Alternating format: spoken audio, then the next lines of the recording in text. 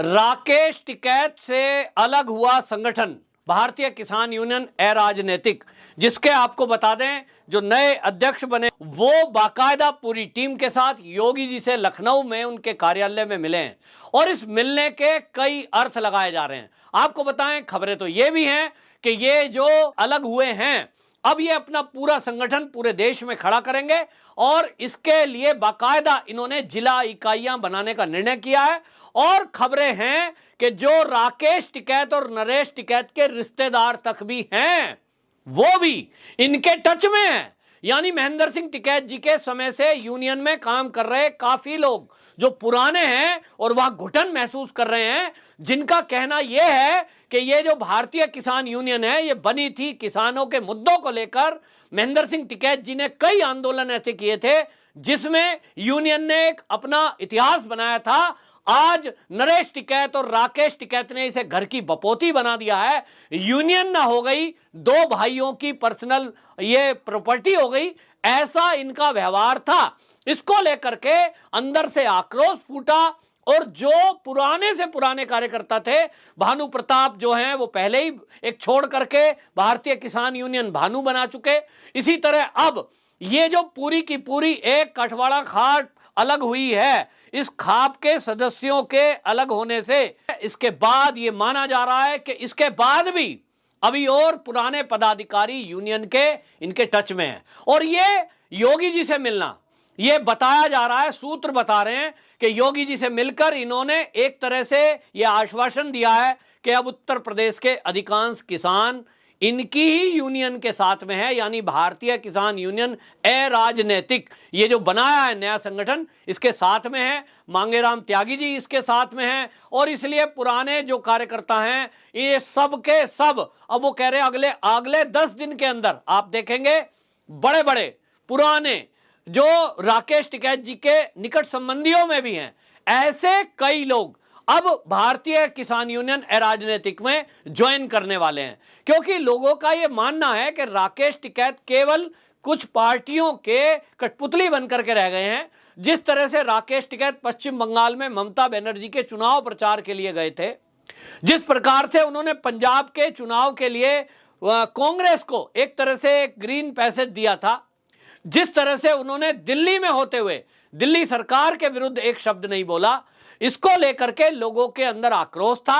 और उत्तर प्रदेश के जो 2022 विधानसभा के चुनाव हुए, इस चुनाव में जिस तरह से लोकदल पार्टी के लिए खुलकर समर्थन किया और भारतीय जनता पार्टी का खुलकर विरोध किया, यह बता रहा था कि वो कांग्रेस के ही एजेंडे पर काम कर रहे हैं। और इसको लेकर के अंदर अंदर जो आक्रोश था, इसमें राकेश टिकैत के द्वारा दिए गए बयान, जैसे इन्होंने एक बयान दिया था कि भारतीय जनता पार्टी इस देश की सबसे खतरनाक पार्टी है, जैसे इन्होंने एक बयान दिया था लखीमपुर खीरी हिंसा को लेकर भारतीय जनता पार्टी के कार्यकर्ताओं के मारे जाने पर, जब पत्रकार ने इनसे पूछा कि किसानों ने पीट पीट कर जिन निर्दोष लोगों को मार दिया इनके ऊपर भी तो केस होना चाहिए, तो इन्होंने कहा था क्रिया की प्रतिक्रिया है। और आपको बताएं कि इस सब चीजों के मायने लगाए जा रहे हैं कि योगी जी से ये जो नई यूनियन के पदाधिकारी मिले हैं किसान यूनियन के, आखिरकार बात क्या है। और इसको लेकर के राकेश टिकैत हालांकि कह रहे हैं डैमेज कंट्रोल की कोशिश में है, वो कह रहे हैं कि ये बीजेपी वालों ने, ये सरकार ने कराया है दो फाड़। भाई एक बात सुनो राकेश टिकैत जी, आप किसान यूनियन में किसानों के मुद्दे को छोड़कर यदि राजनीति में उतरोगे तो दूसरी अगली पार्टी भी तो राजनीति करेगी ना। और वो जो राजनीति कर रही है पार्टी, वो राजनीति करने के लिए अभी तो कुछ भी नहीं करा, अभी से आपकी बौखलाहट क्यों है। तो आप ये समझ लीजिए कि ये जो शुरुआत हुई है, अभी तो शुरुआत अभी भारतीय किसान यूनियन के पदाधिकारियों ने की है। जिनको लगता था कि हमें अलग हो जाना चाहिए वो अलग हो गए। इसमें भारतीय जनता पार्टी का तो कोई रोल है नहीं। ये आप अगर ठीक व्यवहार करते, आप अपने पदाधिकारियों को मनाकर रखते और आप किसी राजनीतिक एजेंडे पर यदि काम नहीं करते, केवल किसान आंदोलन और किसानों की बात कर रहे होते, शायद ये टूट आपके अंदर नहीं होती जो पहले भी एक बार हुई है। राकेश टिकैत हमेशा इमोशनल एक ब्लैकमेल करने की कोशिश करते रहे किसानों के मुद्दे को लेकर कि ये सरकार किसान विरोधी है, ये अब देखो किसानों पे केस कर देंगे, कितने लोगों पे केस हो गए हैं, इस तरह की बातें करते रहे। और इस बातों को लेकर के सरकार भी ये संवेदनशील रही कि भाई किसानों के नाम पर यदि कोई यूनियन चल रही है तो किसानों के ऊपर मुकदमे होंगे तो उसका फर्क पड़ेगा। और किसानों के नाम को लेकर बैठे थे, किसानों का चोला ओढ़ कर बैठे थे। इसलिए दिल्ली की सड़कों को जब ये घेर कर बैठे थे, यहां भी केंद्र सरकार के अधीन जो दिल्ली पुलिस आती है उसने भी कोई कार्रवाई नहीं की। यहां तक कि 300 पुलिसकर्मी लाल किले में घायल हुए थे, किसी ने डंडा तक नहीं उठाया। क्यों? क्योंकि किसान के वेश में ये आंदोलनकारी बैठे थे, जिनके पीछे कहीं ना कहीं गुरु पतवंत सिंह पन्नू जैसे खालिस्तानी समर्थक लोग थे। लेकिन अब ये होगा कि पहले संगठन खड़ा होगा। ये तय हुआ है कि अभी पहले भारतीय किसान यूनियन अराजनीतिक खड़ा होगा, जिले की इकाइयां बनाई जाएंगी। 20 जिलों में बाकायदा मीटिंगें शुरू हो चुकी हैं। और जो मुजफ्फरनगर का ये शामली का कांदला है, शामली जिले में, वहां एक मीटिंग हुई है बहुत बड़ी और एक महापंचायत होने जा रही है। इन सब में आगे की रणनीति तय की जाएगी। और जैसा कि भारतीय किसान यूनियन अराजनीतिक के लोग हैं, इनका कहना है कि गठवाला खाप जो है, इसके अलावा बालियान खाप के भी लोग हमारे साथ हैं और बाकी लोग भी हरियाणा के भी साथ हैं। और इन सब की एक बड़ी मीटिंग करेंगे। इसके बाद आपको बताऊं, जब ये कार्यकारिणी तय हो जाएगी, उत्तर प्रदेश में और बाकी देश में ये भारतीय किसान यूनियन तय कर देगी कि राजनीति बिल्कुल नहीं होगी। इसके बाद आप देखेंगे इन नेताओं से ये बात हुई है कि जितने भी ये भारतीय किसान यूनियन के राकेश टिकैत ने बयानबाजी की है, उल्टी सीधे काम किए हैं, इनका लेखा जोखा सरकार के पास ऑलरेडी है। आपको याद होगा जब गाजीपुर बॉर्डर पर राकेश टिकैत बैठे थे, उसके बाद डीएम ने इस धरने को अवैध घोषित किया था। कोविड का टाइम चल रहा था, कोविड में इन्होंने कोविड के नियमों को उल्लंघन किया और ये सब कानून जब तोड़े हैं उनका एक एक लेखा जोखा रखा गया। जहां जहां इन्होंने जो जो बयान दिए वो सब रिकॉर्ड है, सीसीटीवी फुटेज है, बाकायदा सीसीटीवी कैमरे गाजीपुर बॉर्डर पर लगाए गए थे। लेकिन उस समय इनको लगता था अहंकार में कि कुछ होने वाला नहीं है।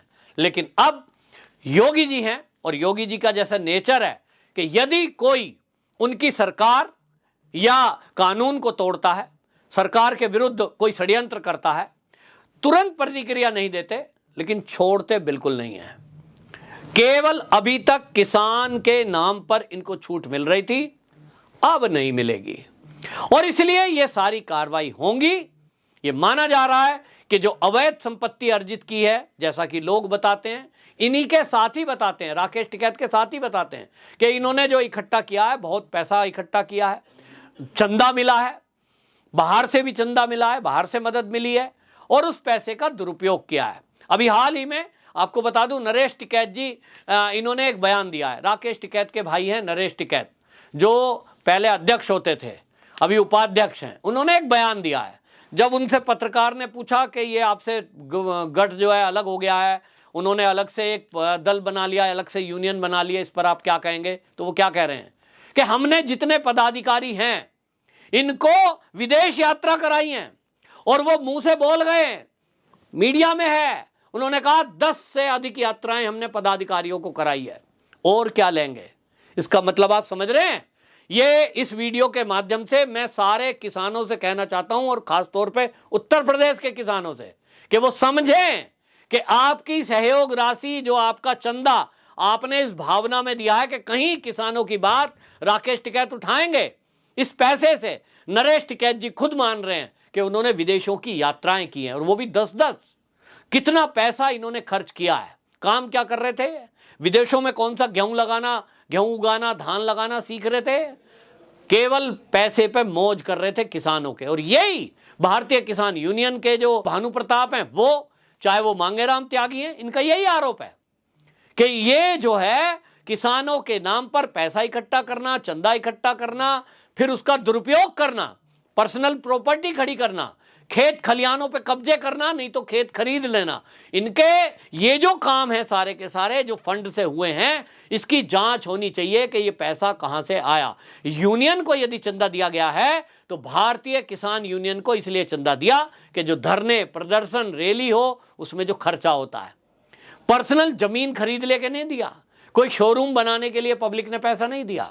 तो ये बातें उठ रही हैं और अब ये माना जा रहा है कि लखनऊ में जो इन नए नेताओं की, नए यूनियन के पदाधिकारियों की, भारतीय किसान यूनियन अराजनीतिक के लोगों की जो मुलाकात हुई है, इसमें बाकायदा वो कच्चा चिट्ठा भी इन यूनियन के पदाधिकारियों ने योगी जी को सौंपा है, क्योंकि ये वो लोग हैं जो महेंद्र सिंह टिकैत जी के समय से इनके साथ लगे हुए थे और जिनको राकेश टिकैत की एक एक नस का पता है, कहां से फंड आता था, कहां से चंदे आए हैं, किस रैली में कितने पैसे इकट्ठे हुए, एग्जैक्ट तो नहीं बता सकते, लेकिन उन्होंने एक बात बताई है लमसम कि किस तरह की चीजें रही हैं। और एक तरह से यह भी इशारा दिया है कि यदि राकेश टिकैत के खिलाफ कोई कार्रवाई होती है तो इनके आसपास के जो लीडर हैं वो सब के सब अब भारतीय किसान यूनियन अराजनीतिक के साथ हैं, इनके साथ अब कोई खड़ा नहीं दिखाई देगा।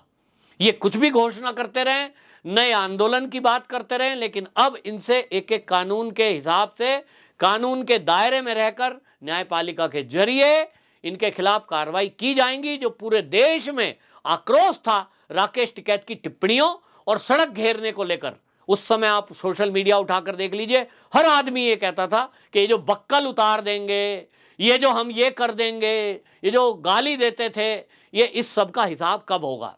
तो इसका टाइम आ गया है, लेकिन अभी थोड़ा सा एक बताते हैं कि अगले केवल 10-20 दिन का इंतजार आपको करना पड़ेगा। बड़े बड़े लीडर राकेश टिकैत जी के साथ और इनके रिश्तेदार, वो सब भारतीय किसान यूनियन अराजनीतिक दल के जो पदाधिकारी हैं इनके टच में हैं और वो कह रहे हैं कि हम भी ज्वाइन करेंगे। लेकिन बड़ा एक महापंचायत का जो इन्होंने कार्यक्रम करना है, उसकी डेट तय होगी और उसी में ये सब होने जा रहा है। रही बात ये कि ये सरकार और किसके पीछे क्या है, कौन है, तो आपने देखा कि संजीव बालियान जो कि केंद्रीय मंत्री हैं, उनकी अच्छी खासी पकड़ मुजफ्फरनगर और सहारनपुर क्षेत्र में है, उस जिले में खास तौर पे, क्योंकि वो जमीन से जुड़े हुए हैं, एक एक के घर जाना आना, दुख सुख में शामिल होना।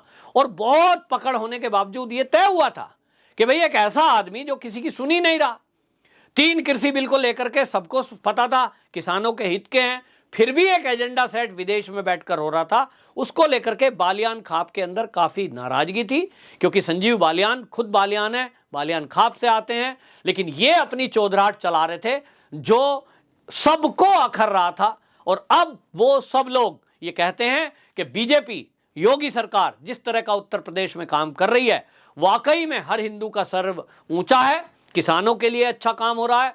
ये ऐसा नहीं है कि वो नेता जो मिले हैं वो किसानों की समस्याओं को लेकर भी मिले थे, लेकिन आज काफी हद तक उत्तर प्रदेश के किसानों की समस्याओं का समाधान योगी जी ने कर दिया है। चाहे वो एमएसपी पर खरीद के मामले हो, बिजली का मामला सबसे ज्यादा था, आज गांव में बड़ी अच्छी स्थिति में बिजली आ रही है, सड़कों का जाल बिछा है।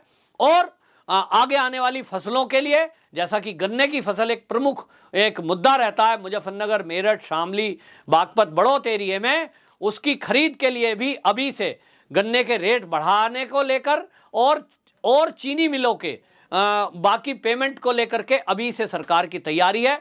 इसी संबंध में बातचीत मानी जा रही है कि किसान नेताओं की हुई है और योगी जी ने उनको यह भी आश्वासन दिया है कि कोई भी किसानों की समस्या हो तो आप सीधा मुझसे बात करके आ सकते हैं, लखनऊ में बैठ करके बात कर सकते हैं, किसी भी आंदोलन या आक्रोशित होने की, बवंडर करने की जरूरत ही नहीं पड़ेगी। तो एक बहुत बड़ा आश्वासन किसान नेताओं को योगी जी की तरफ से मिला है और योगी जी ने बाकायदा खुले हृदय से इनका स्वागत किया है। इसी तरह से ये राकेश टिकैत को भी बार बार केंद्रीय सरकार के केंद्रीय जो कृषि मंत्री हैं, बार बार वो कह रहे थे कि आप आइए, बैठिए, बात करिए। योगी जी ने कई बार बुलाया कि बैठिए, बात करिए, लेकिन ये कान में उंगली डालकर बैठ जाते थे। बात इन्हें करनी नहीं थी, केवल एक एजेंडे पे काम करना था, जो एजेंडा गुरु पतवंत सिंह पन्नू ने तय किया था। तो आज ना तो गुरु पतवंत सिंह पन्नू का एजेंडा चलेगा इस देश में, ना कांग्रेस का एजेंडा चलेगा अब इस देश में, क्योंकि इनकी पोल पट्टी खुल गई है।